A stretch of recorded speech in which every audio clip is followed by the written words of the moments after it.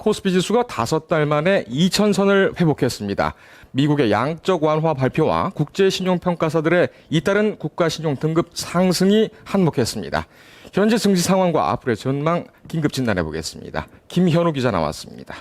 자, 김 기자. 네. 예, 코스피 지수가 2,000선을 넘은 거 참 오랜만인데요. 네. 먼저 오늘 증시 상황부터 살펴볼까요? 네, 오늘 코스피 지수는 2.92% 오른 2007.58에 마감됐습니다. 네. 코스피가 종가에서 2,000선을 넘은 건 지난 4월 18일 2,004를 기록한 후 처음입니다. 네. 그 새벽 미국 연방준비제도이사회의 3차 양적 완화 정책이 발표되면서 코스피 지수는 장 시작부터 급등해 2,000선에 근접했습니다. 네. 지수는 한동안 2,000선 앞에서 횡보하다가 스탠더드 앤 푸어스가 우리나라 신용 등급을 상향했다는 소식이 알려지면서 2,000선을 돌파했습니다. 네. 외국인은 약 1조 2,800억 원, 기관은 2,000억 원, 프로그램은 1조 2,500억 원을 순매수했습니다. 반면 개인은 약 1조 4,500억 원을 순매도했습니다. 네.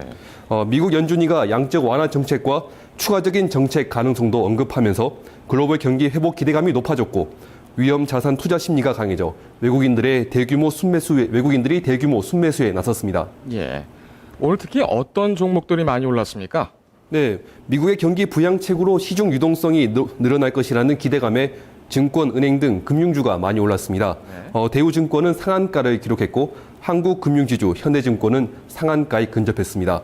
하나금융지주, 우리금융지주는 6, 7% 상승했습니다. 네. 실적 부진 우려로 그동안 주가가 많이 떨어졌던 조선, 소재, 석유화학, 건설업종들도 실적 회복 기대로 상승했습니다. 네. 현대중공업과 대우조선해양이 6% 상승했고 SKC, SK이노베이션은 5, 6% 상승했습니다. 예. 미국 소비 회복 기대로 삼성전자가 2% 오르는 등 IT주들도 선전했습니다. 네. 중요한 건 이제 앞으로 전망인데요. 다음 주에도 이렇게 상승세가 유지될까요? 어떻습니까? 네, 호재가 대형이기 때문에 다음 주에도 증시 상승세는 지속될 것으로 보입니다. 다음 주 예정된 증시 일정에서 오늘 호재에 찬물을 끼얹을 대형 악재는 없습니다. 또 프로그램 매수세는 다음 주에도 이어질 것으로 보입니다. 오늘 외국인들이 현물 시장에서뿐 아니라 선물 시장에서도 매수 우위를 보이면서 선물 베이시스는 3%를 넘었습니다. 서동필 IBK 투자증권 연구원은 높아진 베이시스의 영향으로 다음 주 중반까지는 프로그램 매수세가 계속된다고 전망했습니다. 네. 하지만 그 시간이 지날수록 상승 속도는 느려질 것으로 예상됩니다.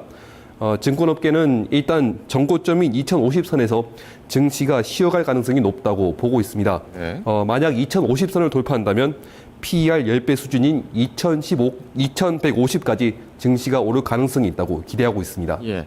이 상승 추세가 계속된다면 특히 어떤 종목이 전망이 좋을까요? 네, 그 심재엽 신한금융투자연구원은 시장 투자 심리가 좋아지고 있다며 오늘 급등한 대형주들이 상승세를 이어갈 것으로 전망했습니다.